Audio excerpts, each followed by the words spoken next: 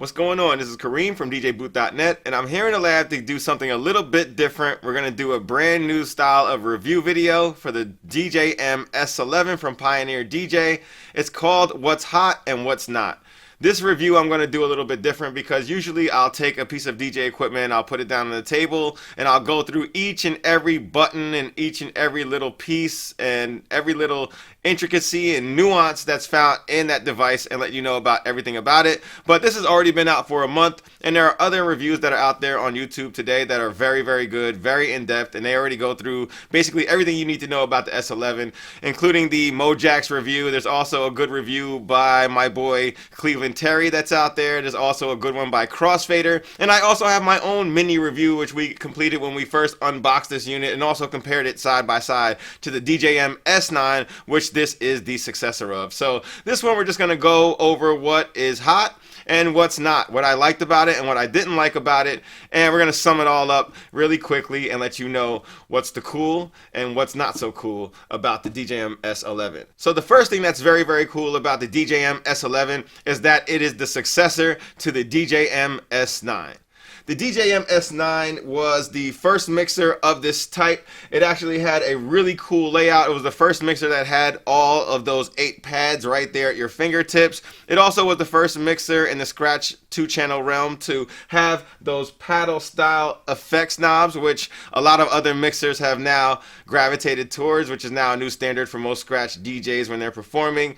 It was just way ahead of its time with a really good crossfader, a pretty good layout, good pad modes, and just a really solid, well-built, well-oiled machine, perfect for DJs to do their performances. So the S9 is a great starting point for people who want to come into the S11. The S11 will have you right at home if you used the S9 before, and the S11 just takes all of the things from the S9 and makes it even better. It has better sound quality, better layout, it has a screen, just everything is just pushed to the limit and made better and updated for the 5-year gap between the S9 and the S11. The next great thing about the Pioneer DJM-S11 is the crossfader. The original crossfader on the DJM-S9 was very, very good. The Magvel Pro crossfader is excellent, very, very tight. But the S11 crossfader is even better than that. It has a full tension adjust. You can also adjust the cut-in distance on the crossfader using the onboard screen,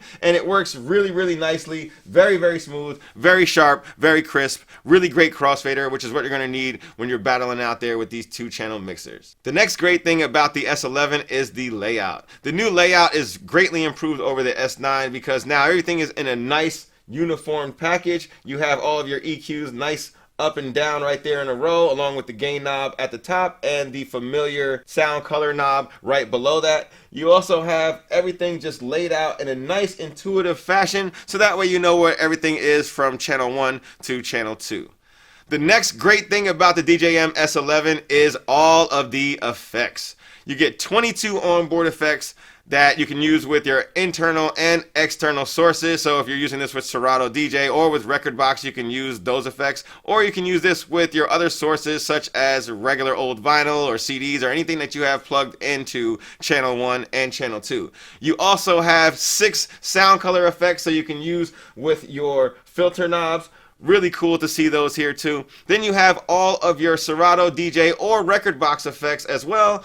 6 buttons on each side, which you can customize to be either your effects within the internal mixer effects, or they can be your software effects, and you can choose which button is which type of effect. And then you have 4 different banks of those as well, so that way you can save different banks of those different buttons. So you got a lot of effects covered there. You also have your smooth echo effect, which allows you to quickly smooth echo between your 2 tracks. When you're echoing one track out for the new track coming in, it'll be nice and perfectly in beat if your BPMs are analyzed within your software, which makes it very cool, intuitive to use, but it's also very easy to be overused. So make sure you guys just, use that when you only absolutely need it, or when you're just trying to mix really quickly to make that BPM change. Also with the effects, you also have your touch effects, which is inside of your touch screen, similar to the old Pioneer DJM-909. So now you can use that touch screen to change the parameters of any of your effects on the fly. The next really cool thing about the Pioneer DJM-S11 is the really nice high resolution screen. Now, it's not an excellent screen like those found on smartphones or on the Prime series units, but it is a good screen. It's nice and high resolution. It is a little bit of a step up from the Rain 72 screen, but it still had a little bit of a delays here and there, and the refresh rate it's just a little bit better than the 72, but not game-changing compared to the 72. But it's still great to have your screen right here, so that way you can navigate through all your files. You can see your waveforms at a glance. You can use the touch screen to navigate through your tracks. And it's really good to be able to use this for your effects and for all of your other needs and internal layout changes that you need to make within the mixer. The next really hot thing about the Pioneer DJM-S11 is the pad modes. You have all of your pad modes represented here, no matter if you're using this within Serato DJ or in Rekordbox. You're going to have your hot cues, your pitch play, roll, slicer, your sampler, and you're also going to have that really new scratch bank, which is really cool because it also allows you to grab full tracks or different sections within a track from anywhere within your library at a touch of a button, be able to stamp those out right away without having to use a sample bank. So it's a really cool feature, and I can't wait for scratch DJs and routine DJs to really put this thing through its paces and really come up with really cool ways to use the scratch bank feature. It also has a dual pad mode, so whereas when you press two different pad modes at the same time, such as hot cue and roll, you'll be able to have hot cues on the top panels of your row of 8, and then the bottom 4 of 8 you'll be able to have your rolls. So really cool to be able to have those dual modes here within the pads. The pads themselves are also been upgraded. They are bigger and more responsive, and they feel just a little bit better than they did when they were on the S9. And the last really cool thing about the Pioneer DJM-S11 is that you're allowed to control channels 3 and 4 within Serato DJ using this mixer right here. So Pioneer says it actually is a 4-channel mixer internally or inside of the Pioneer DJM-S11, and that's why it's able to do this. But you can have 4 decks playing at the same time, controlled all within the screen and using your actual hardware controls for the other 2 channels. You can also dual layer, so you can have 2 of those different channels controlled by one of your channel faders and one of your channels. Or you can actually move decks 3 and 4 to decks 1 and 2 on the mixer, so that way you have full control over those channels as well. So really cool to be able to play with your 3rd and 4th channel here. I can't wait to see DJs playing an acapella in deck 3 or deck 4 and being able to scratch new beats in on decks 1 and 2. Just crazy possibilities and remix options that's going to be here on the S11. So the things that are not hot about the Pioneer DJM-S11, well, the number one thing, of course, we're always going to complain about this, is the price. It's $2,000 for this mixer, and even though mixers have been going up in price lately, I still feel that they should be able to come in a little bit cheaper than that. Most of the scratch mixers that are at a premium right now are within the $1,800 plus price range, so they're probably not out of line for their price, but still going to be a little bit expensive, so we still got to say that here. The next thing that is my gripe with the Pioneer DJM-S11 is the build quality. You do have a lot of plastic panels here. I believe if you're spending $2,000 on a mixer, that you should be able to have a full out metal chassis, and it shouldn't be a lot of plastic like around the back and around the sides like you have here on the S11. The S9 also had kind of a plasticky feel to it in places, but the S11 brings it there as well, and I would have hoped that they would have taken a page out of other manufacturers' book like Allen and Heath and Rain and even Denon, who have like all metal chassis when they build their mixers. That would be a little bit better if you're spending that type of money.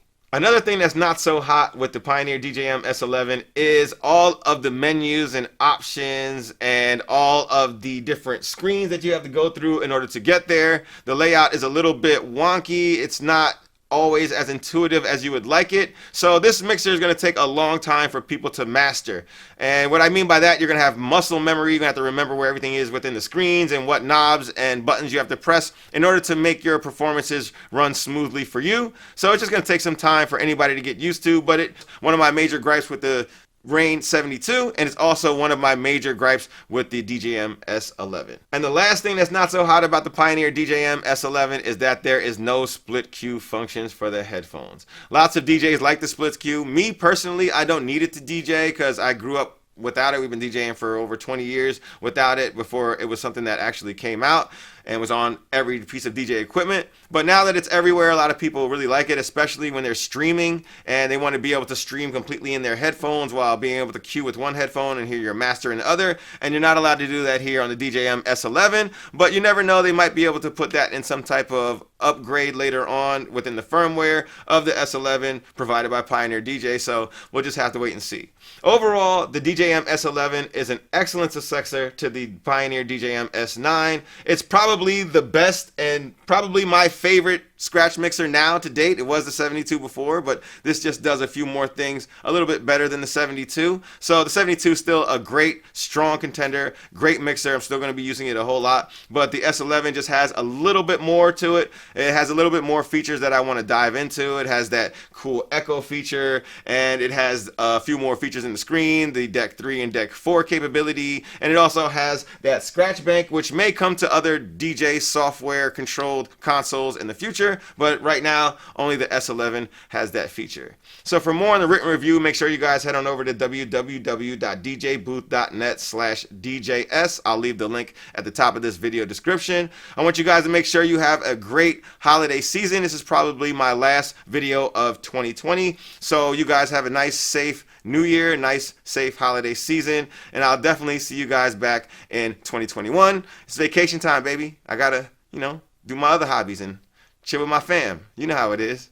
So make sure you guys hit the thumbs up on video like this one. Make sure you subscribe if you're not already subscribed. And as always, thanks for watching.